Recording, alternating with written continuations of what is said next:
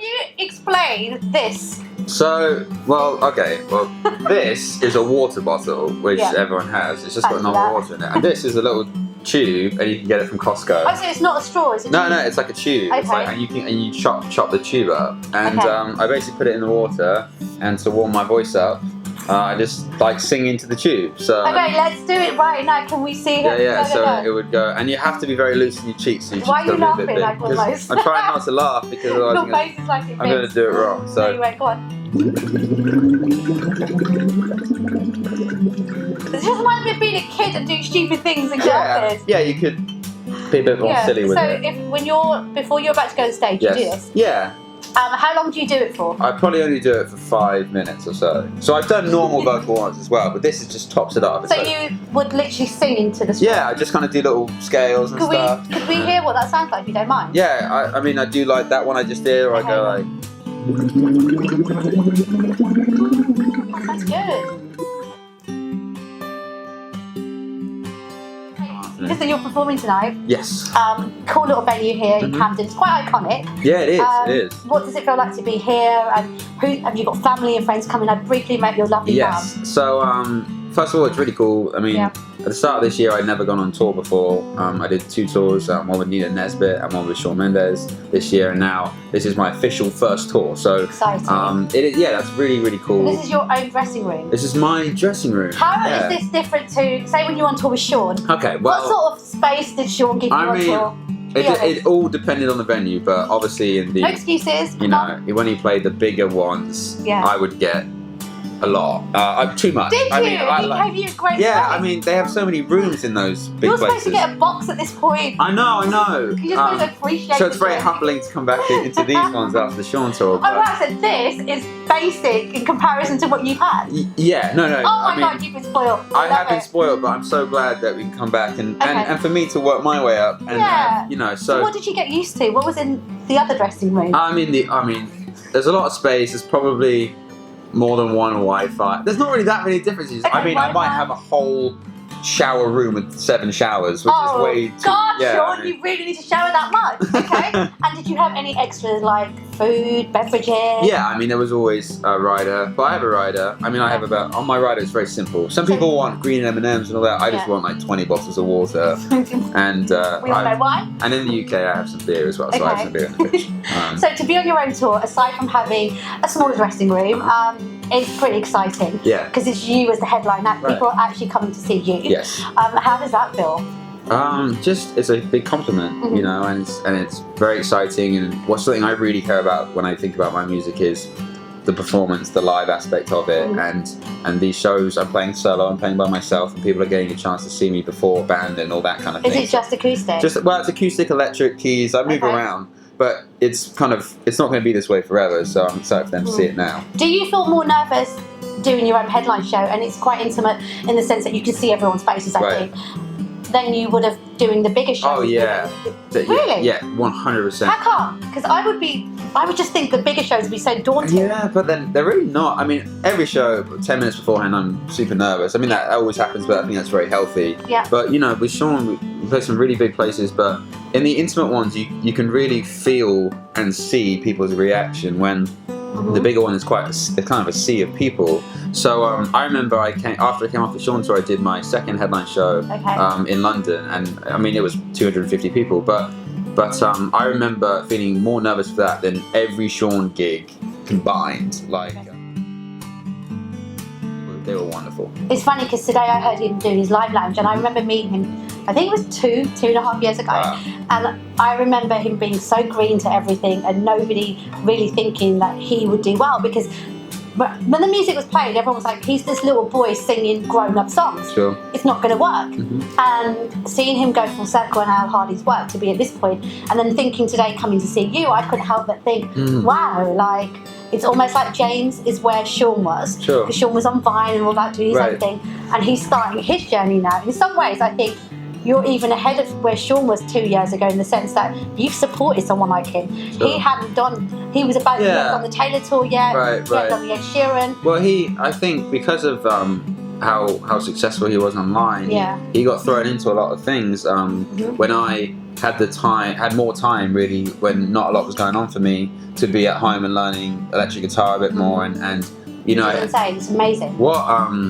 What's crazy is, as I said, I learned off YouTube. I learned a lot of my stuff, and I was showing Shaun, and he was picking up so fast. But I think that's really cool because I didn't know that either about you, that you're self-taught. Right. And without being geeky for a minute, even when I'm trying to teach myself how to edit and going and look at tutorials, I sometimes feel like the stupidest person in the world. So to imagine you sitting down and actually teaching yourself guitar, teaching yourself how to do stuff. That's one, you've got to be disciplined, patient, and have a lot of talent, because most people go to classes, most people get taught. Yeah, I mean, I play, the first instrument I learnt was drums, and I did go to school for that. That's quite easy though. Yeah, I mean, I found that in school they weren't teaching you your favourite songs on the radio, they were just teaching you classical music, and although I appreciate that, like I wanted to learn One Republic songs, and I wanted to learn Kings of Leon songs, and I could only do that online. So I just kind of sat, every night, come home from school, and I learn a different song and then play it live. So. And when you're that person in that position, you never think this is going to happen, do you? No. And then it's like you almost live in your own comfortable world where you have this audience that support your music. You also get used to hearing and seeing yourself in a certain way because you're in control. Right. Then this happens. Yeah. And all these people are involved. I know. How is that transition?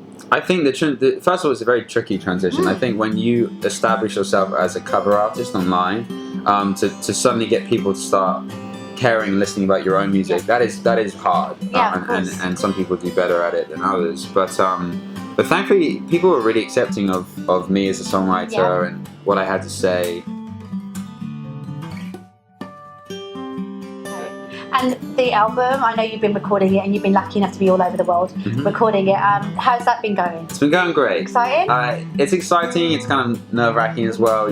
I always tell myself that, I can only make my first album once, and I just want it to be the right time and the right songs. Oh God, are you a perfectionist? I'm not a perfectionist. I will surrender. How many songs do you have already? I will surrender a tiny eventually.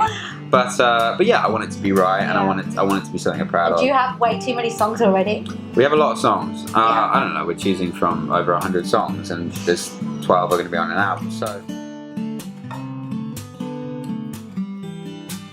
Well, the thing that comes to my mind straight away is after watching you and Shaun perform together on stage, which I want to ask you about in a second, that naturally I would put you two together as like, even if you wrote a song together, I could imagine the chemistry working. Yeah. Have you spoken about it? Yeah, I mean, we spent a bit of time after the tour on a quick holiday.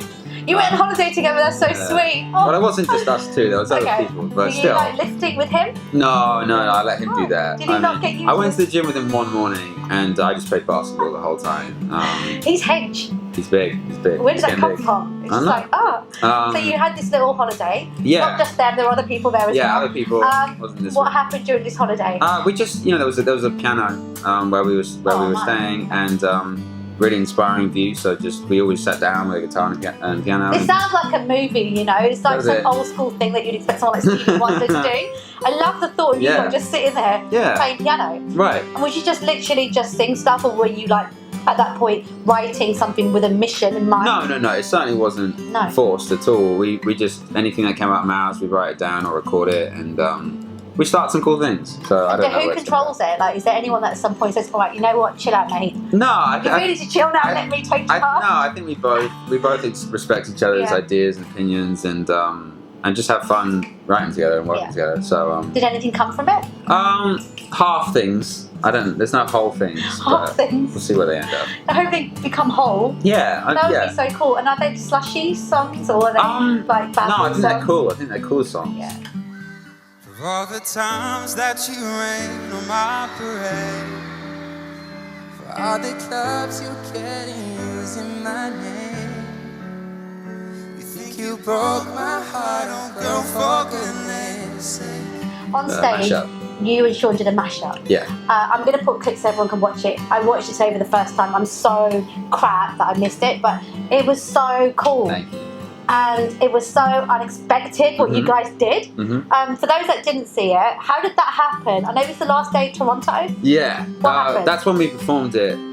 We were just on tour and backstage, again, similar to the songs, there was just a piano and I sat down and we were playing some chords and just both singing different songs over the same chords, which was just kind of fun. And did you have like completely different songs you were both choosing? Kind of, yeah. I mean, just, you know, he chose a Drake song, I chose a Bieber song, and made it work. Says a lot about both of you. Yeah, kind of. And and then it kind of died for a while. You know, we just left it. And then on the day of Toronto, we kind of said we wanted to do it to finish the tour off. Yeah. And so we, you know, there was a big camera crew around, and we still managed to knock out a couple run-throughs of it. Wanna ride a song. I'm just too good to you. I didn't want anyone. I'm way too good to you. You take my love, still hit my phone. I just don't understand. Baby, I've been moving on. I'm just too good to you. I think you should know something. I don't wanna hold you back. You take my love, baby, you should know. I just can't stop the feeling. Did it? How did you feel? Because he's only just got used to being where he is, and I've seen him do small shows to those shows. Right. You're starting your journey, and now you're on stage with the main act. Was it overwhelming? Yeah, I mean, I think whenever I haven't had a kind of a significant amount of time to prepare and practice, I do get a bit nervous. So I was very nervous. I'm so surprised that you guys didn't have that much rehearsal, because you nailed it and you were harmonising together. Yeah, which is so hard. Yeah, we tried. It was harder than I thought it was going to be. Yeah. Because we have quite similar tones, even though we have different voices. So when you're singing and you have your in-ears in, I was hearing him and me kind of combined when I'm just trying to hear me, and I was playing the keys. But no, it was such a moment. I'll never forget it. Yeah, no, it was so cool. I'm going to put the link below so you can all watch it properly. Did you watch it back? Yeah, I watched it back. What did you think? Are you like your own harshest critic, or I think I am. Could you have a moment where you were like, oh, we killed that? No, I look back and I was like, oh, I was a bit off there. But that was, you know, it was very cool to look back on, and just so glad that we did it. And you've become friends, and I would like to think that he's a very welcoming person. He's very genuine, that he's kind of probably become a bit of a Simon Cowell. Hey, you should do this or you should do that. They're just looking out for you. Has he been like that? Has he given you much advice? Yeah, he's definitely he taught me things on tour and gives good advice. And like he said, you know, there were certain things, certain interviews or TV shows I was doing where he said, well, I did that for the first time a couple of years ago, so he knows what it's like. He doesn't know you're talking to me today, does he? No, I don't think so. Because he's probably like, don't go. Matt's going to make you salsa. She'll make you sing Spanish. Things I made him do. Right. Have you seen him salsa? He can move. He does some dancing. No, you didn't think so, because you went... Well, I mean, he can move. You were like, what? He never does it seriously in front of me, so I can't comment on his salsa dancing. But. Nobody wants to see us together. Nobody thought we'd last forever. I feel I'm hoping and praying peace between us don't get better. Instead of coming after you, instead of coming after me. Seems like everybody wanna go for self and don't wanna respect boundaries. Telling you all those lines just to get on your side, but I must admit there was a couple secrets I hid inside. Just know that I tried to always apologize. I'ma have you felt set in my heart to keep you satisfied. Toronto, when we sing this together, cause it's the final show. Toronto, when we sing this together, cause it's the final show. We don't have to be ordinary. Make your best mistakes. Cause we don't have the time to be sorry. So baby, be the life of the party. Well, I was a musician before I was a singer, and that's always been really important to me. And on the recordings, you know, I'm playing drums on some of the tracks and all the instruments. But I want there to be guitarists in the crowd that watch me and go, wow, I'd love to learn that lick or solo or whatever. And I want to just people. Great word. Lick. Yeah, licks. Licks. Sorry. I just want different types of listener to appreciate my music.